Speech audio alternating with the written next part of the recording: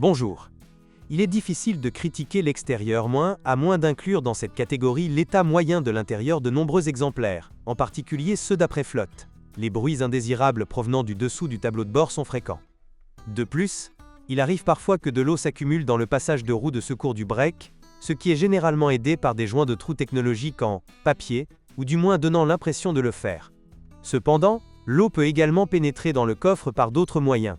De plus, les volets actifs des radiateurs peuvent poser des problèmes. La situation est un peu plus grave dans le cas du système électrique. Les pannes de la direction assistée électrique sont relativement fréquentes, même si elles semblent principalement affecter les voitures les plus anciennes. De plus, dans certains cas, il suffit simplement de recharger la batterie ou de la remplacer par une neuve.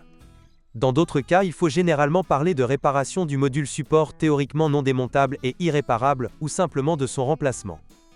Il arrive qu'il soit nécessaire de remplacer l'appareil à gouverner.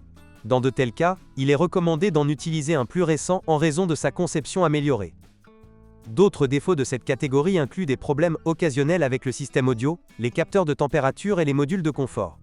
Dans la Focus RS, vous pouvez rencontrer une fonction de changement de mode de conduite défectueuse, mais une mise à jour logicielle devrait vous aider. Le système de freinage ne pose aucun problème. Il arrive parfois que quelqu'un recherche la possibilité de remplacer les disques par des disques plus gros, ou de remplacer les tambours arrière, installés dans les versions de base, par des disques. Il est également difficile de trouver des avis sur la mauvaise maniabilité de la Focus, qui dans cette génération dans toutes les versions était équipée d'une suspension d'essieu arrière multibras. Cependant, il y a des commentaires concernant le fonctionnement bruyant de la suspension, tant à l'avant qu'à l'arrière. De plus, Ford a un peu sauté sur la protection anti-corrosion du châssis. Jusqu'à présent, pas encore. Il n'y a pas eu de tragédie, mais de nombreux propriétaires de ces voitures utilisent déjà, ou ont l'intention d'utiliser une protection supplémentaire du châssis contre la rouille. L'option de base, et la moins chère, était le seul moteur atmosphérique de la gamme, 1.6 TI VCT. Contrairement à la Focus MK2, la version 3 n'utilisait plus ce moteur sans calage variable des soupapes, ce qui n'empêchait pas Ford de créer comme par magie une version de 85 chevaux. L'accélération à 100 km/h prenait 14,9 secondes. De plus, des versions de 105 et 125 chevaux étaient proposées, ainsi qu'une variante de 117 chevaux avec GPL d'usine et un FlexiFuel de 120 chevaux. Comme dans la Mondeo MK4, ici aussi, il est difficile de trouver des défauts reproductibles avec les moteurs 1.6 développés en collaboration avec Yamaha. La seule exception est un dysfonctionnement du système de calage variable des soupapes, mais ce n'est pas un problème très courant. Tous les autres moteurs essence appartiennent à la famille EcoBoost. Le plus petit de ces groupes motopropulseurs est un moteur 3 cylindres 1.0, proposé en version de 100, 125 et 140 chevaux, cette dernière uniquement au cours de la dernière année de production. Les avis sur le 1 exabyte sont très partagés, non seulement parmi les utilisateurs mais aussi dans la presse. Certains en font de grands éloges, tandis que d'autres voudraient le jeter du haut d'une falaise. Lors de la présentation du 1 exabyte, le constructeur lui-même a affirmé que ces moteurs devraient avoir une durée de vie d'au moins 250 000 km moins, et a ensuite déterminé que la courroie de distribution fonctionnant dans l'huile devait être remplacée tous les 240 000 km, ou tous les 10 ans. En général, la situation est que ces moteurs peuvent fonctionner longtemps et sans panne, mais la courroie de distribution doit être remplacée tous les 100 à 120 000 km. Et à cette occasion il est absolument nécessaire de vérifier l'état de la crépine d'aspiration d'huile. Des lambeaux de courroie peuvent obstruer la crépine, ce qui affecte l'efficacité de la lubrification. De plus, les intervalles de vidange d'huile recommandés sont tous les 20 000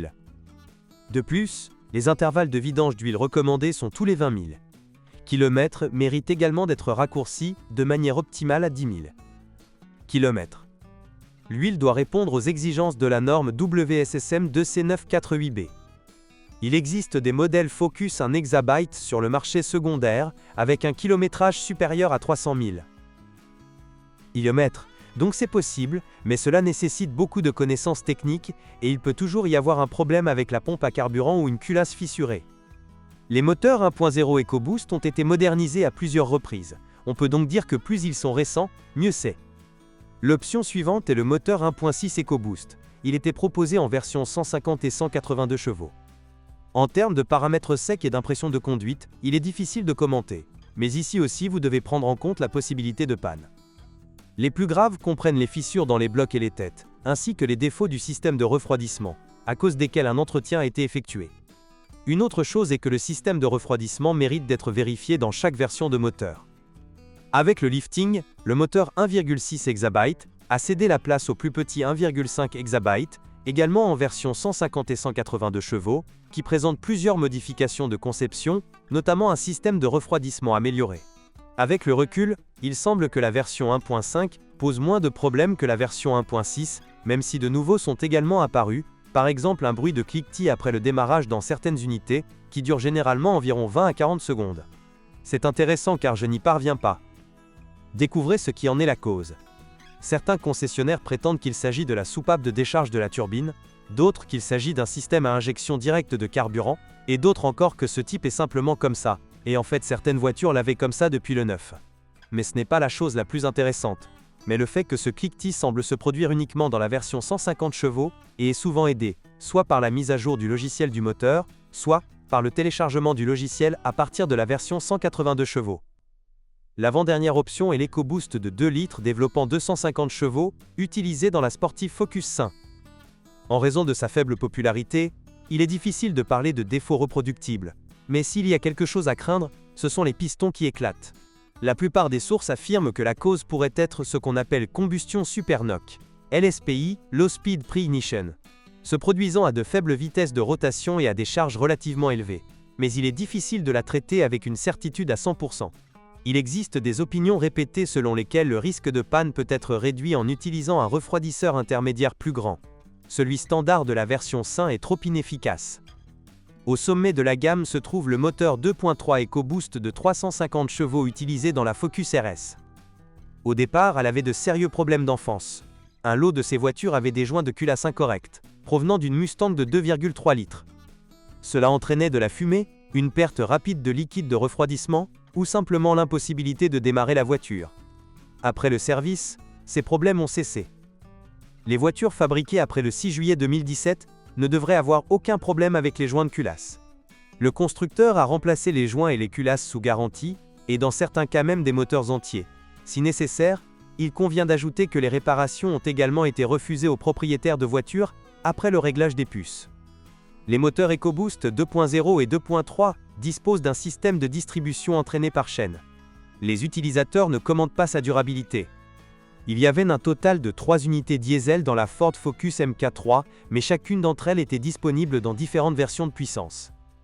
Le moteur le plus recherché est bien entendu le 2.0 TDCi développé conjointement avec le groupe PSA, qui pourrait avoir de 115 à 185 chevaux. Cette dernière variante était disponible dans la Focus 5, en alternative au moteur EcoBoost de 250 chevaux. Les défauts répétables sont typiques des turbodiesels et concernent des accessoires, tels que des pannes de turbocompresseur ou de filtres DPF.